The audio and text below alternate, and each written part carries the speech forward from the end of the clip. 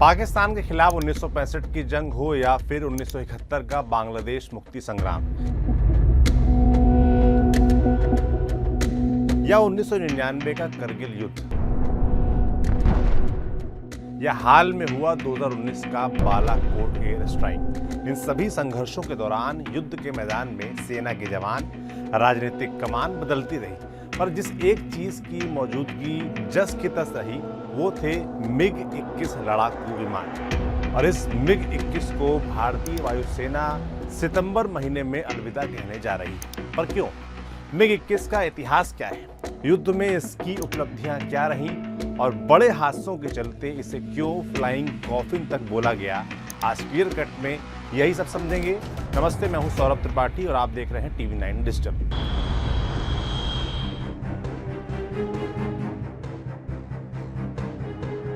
MiG-21 का past, present, future जानने से पहले इसके रिटायरमेंट का अपडेट आपको बता देते हैं। दरअसल भारतीय वायुसेना ने तय किया है कि वो अपने सबसे पुराने लड़ाकू विमान MiG-21 का इस्तेमाल सितंबर से बंद कर देगी।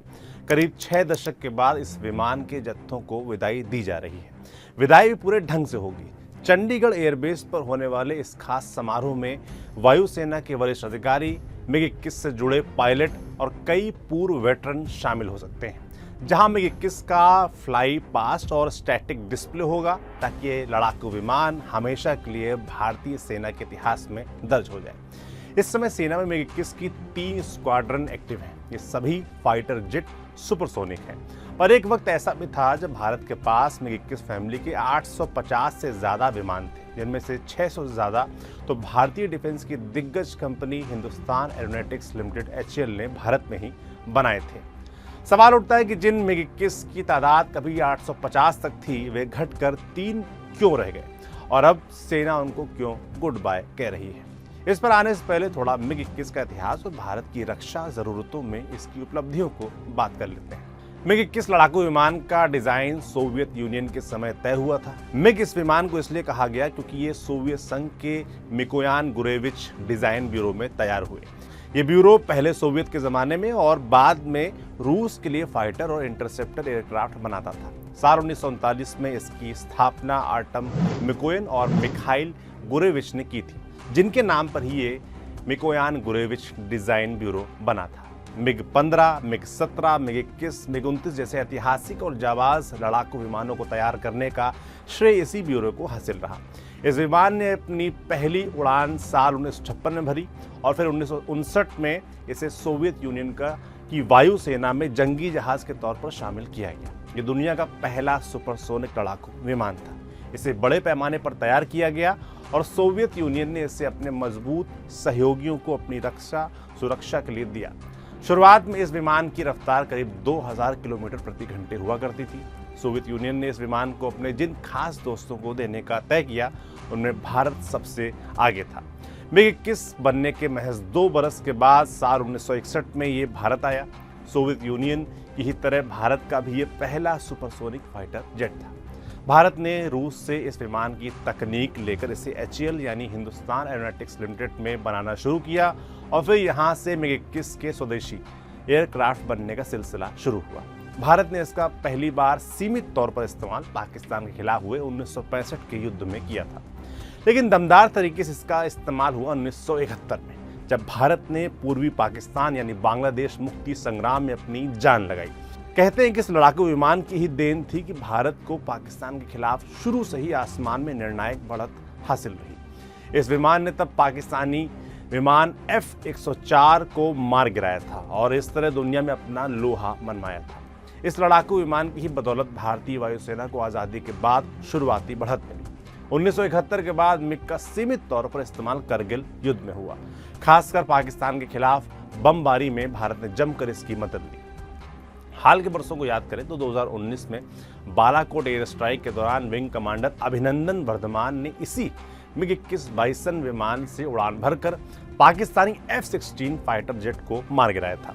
लेकिन MiG की कहानी केवल शानदार उपलब्धियों की नहीं है। MiG को यूं ही रिटायर नहीं किया जा रहा, इसके पीछे भी कुछ खास वजहें हैं।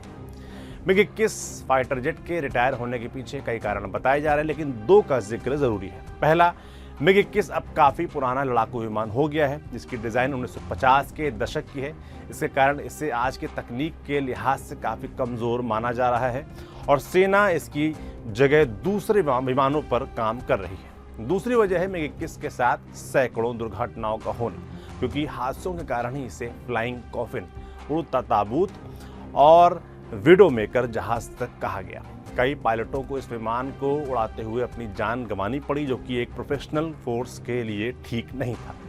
एयर कमोडोर रिटायर्ड AS बहल मिग को फेयरवेल देने की वजह विस्तार से बताते हैं और ये भी जोड़ते हैं कि भारत इसकी जगह क्या इस्तेमाल करेगा। बहल साहब ये बात यूं ही नहीं कह रहे। MiG-21 से जुड़ी अगर कुछ चर्चित दुर्घटनाओं को याद करें तो रूह कांप जाती है। इनमें सबसे अहम तो जून 2022 की घटना है। इस महीने राजस्थान के बाड़मेर में रात में सेना के अभ्यास के दौरान MiG-21 क्रैश हो गया। इसमें विमान में सवार दोनों पायलट फ्लाइंग लेफ्टिनेंट अद्वैत थाम्बे और राणा तेजपाल सिंह शहीद हो गए। इसी तरह अगले साल जनवरी 2023 में राजस्थान के ही हनुमानगढ़ में ट्रेनिंग मिशन पर निकला MiG-21 खेतों में गिर गया। इस दौरान पायलट तो सुरक्षित विमान से बाहर निकल गए, लेकिन 3 नागरिकों की मौत हो गई। इसी वर्ष मई के महीने में पंजाब के मोगा जिले में MiG-21 लड़ाकू विमान तकनीकी खराबी के चलते क्रैश हुआ। हालांकि पायलट सुरक्षित बाहर निकल गए। कुछ मीडिया रिपोर्ट्स के मुताबिक 1963 से 2023 के दौरान यानी 2 दशक में इस विमान से जुड़ी 400 से ज़्यादा दुर्घटनाएं हुई। इनमें 200 से ज़्यादा पायलट या फिर ग्राउंड स्टाफ की जान चली गई। बहरहाल भले ही MiG-21 अब उड़ान नहीं भरेगा, लेकिन इसकी कहानियां आने वाली पीढ़ियों को भारत के साहस, तकनीकी विकास की याद जरूर दिलाती रहेंगी और इसकी कमियों से मिले सबक हमें तकनीकी क्षेत्र में बेहतर बनने की प्रेरणा भी जरूर देंगे। याद रहे कि MiG-21 जितना और कोई भी फाइटर जेट भारतीय वायुसेना का हिस्सा नहीं रहा। ये इंडियन एयरफोर्स के इतिहास का 2/3 समय और लगभग हर पायलट के करियर का पार्ट रहा है। तो इसका खालीपन किस तरह भरता है भारत, ये देखने वाला होगा। फिलहाल के क्लियर कट में इतना ही। जानकारी लाए थे हमारे साथी शुभम। देखते रहिए TV9 डिजिटल। शुक्रिया।